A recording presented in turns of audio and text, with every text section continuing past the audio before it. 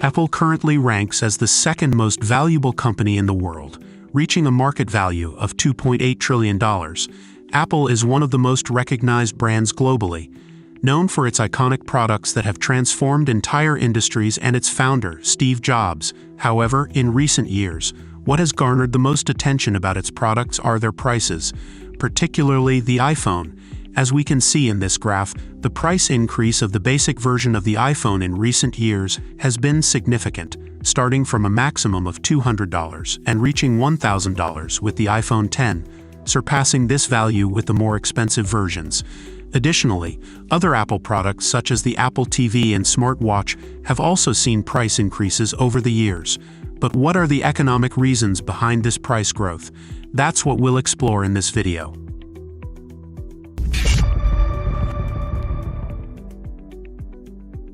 Before we continue, a quick message. These videos take a lot of effort to produce, so if you're still watching, please leave a like to support our work. Consider subscribing and leaving a comment below.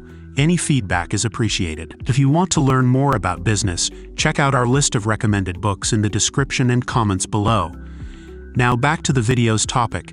In 2007, Steve Jobs announced the launch of the first iPhone, a product that revolutionized and dominated the mobile phone industry for many years, leaving behind companies like Nokia and BlackBerry that failed to adapt.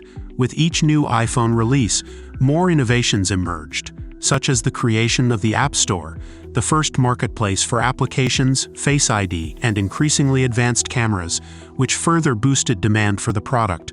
Another innovation by Apple was the extensive ecosystem developed for its customers, which became one of its greatest advantages. A person who owns an iPhone today is likely to use products like the iPad, Apple Watch, AirPods, have their photos saved on iCloud, and, especially in the United States, use Apple Pay, the leading mobile financial system for purchases, and even listen to music, most likely through Apple Music. Apple fans become deeply immersed in their digital environment, fostering strong brand loyalty. As a result, they continue to purchase new Apple products because they are already part of the Apple ecosystem.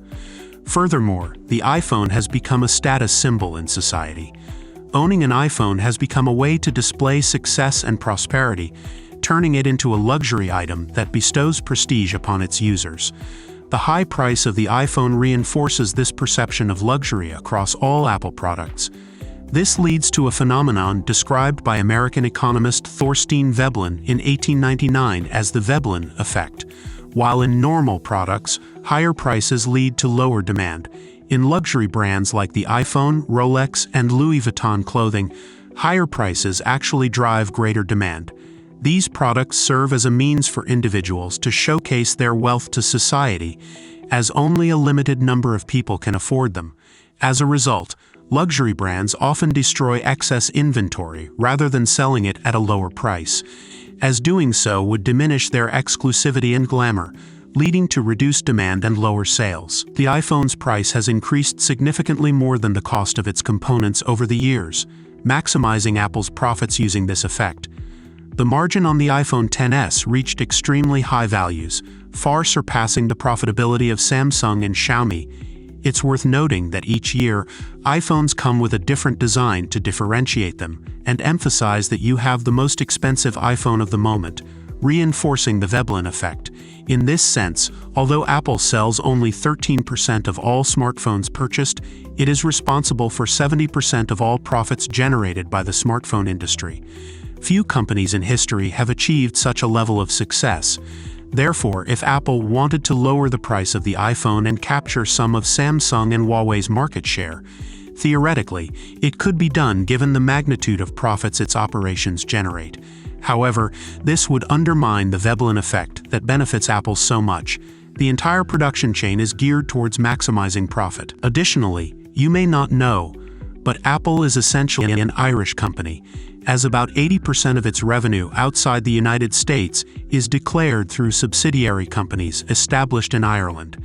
The majority of patents for its iPhones are held by the Irish company Apple Sales International, all to take advantage of Ireland's tax haven status, which charges less than 2% in taxes and guarantees access to the entire European consumer market. However, this situation of extreme profitability has put Apple in an unusual position. Its operations generate cash at a much faster rate than it can spend.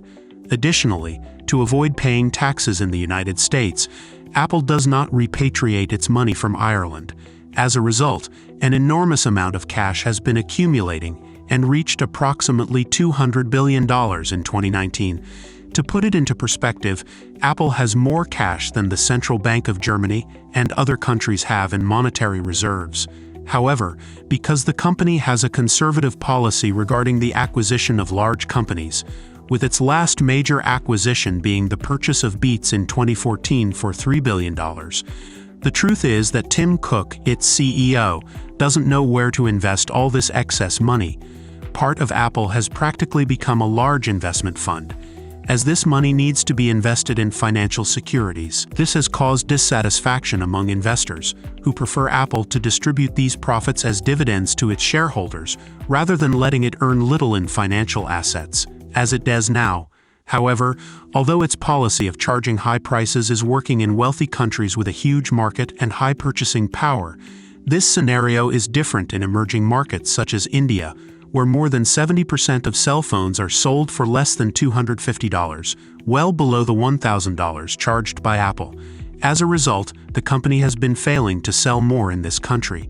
In China, its sales are also declining. The population of emerging countries has lower income, and therefore a smaller audience can afford these products. The high price of iPhones significantly impacts sales. Xiaomi, Huawei, and Oppo offer cell phones at much lower prices starting from $100, and as a result, they win the competition in China, which is the largest smartphone consumer market. The trade war between China and the United States also hinders Apple, as several of its services have been blocked in Chinese territory, reducing the immersion of Chinese consumers in the Apple ecosystem and making it easier for them to switch to other brands of cell phones. Additionally, iOS has been banned from using WeChat, which is the most widely used app in the country. This scenario caused Apple to experience market share declines in China in 2019, with Tim Cook even sending a letter to investors trying to explain the drop in sales in 2019. Therefore, at the moment, Apple has a problem. The market for the iPhone in countries like the United States and Europe is becoming saturated. Sales are showing slow growth. Fewer innovations are happening in the sector, leading to less consumer demand for upgrading to new iPhones, and the price of its products has reached a limit. At the same time, the company is unable to offset this by increasing its sales in emerging countries such as China and India, and investors are impatient with the money held in cash earning low returns in the Irish tax haven. Because of this, Tim Cook, current CEO of Apple, is seeking to expand into other markets, one of which is its investment in the streaming segment with Apple TV Plus, to compete with Netflix, Amazon Prime, and Disney Plus. Apple will spend approximately $6 billion per year on its streaming service to produce its own content, matching Amazon's expenditure, to compete in this sector. Directors like Steven Spielberg have already agreed to produce films for Apple TV Plus. Other projects, such as Apple Arcade, a subscription system for video games with about 12 million subscribers, are also receiving heavy investments. Many people would love to be in Tim Cook's position, with Apple being one of the most profitable and recognized companies in the world and having excess cash. However, between 2025 and 2030, this situation will become very different. Cook needs to decide whether Apple will be a services or hardware company. Apple's services segment has been growing at a faster rate than iPhone sales and possibly will surpass its device revenues in the future. Apple is slowly becoming a services company like Netflix and no longer just a hardware company. While this will help encompass its customers in an even larger ecosystem, as now even their movies will be on more Apple services, further increasing customer loyalty, it will change the company's focus over time. Since 1976, when Steve Jobs and Steve Wozniak founded Apple Computer in their garage, many things have changed, and today the company is trying to broaden its horizons even further. Don't miss our video telling the story of how Bill Gates saved Apple from bankruptcy and the reason behind it. Take care and see you in the next video. Do you know which business model offers high profit margins, immense scalability, and requires low initial investment? The startup market specializing in software development is the optimal choice to bring together all these advantages. However, the only place where you will truly find a highly scalable service that demands low investment is with Roadmap. Roadmap has global experience providing consulting and developing apps for startups in the United States, Europe, and Latin America, making it by far the best option for new entrepreneurs. If you want to venture into the premier market, contact Roadmap right away through the website www.roadmap.co/home or via email at contact@roadmap.co.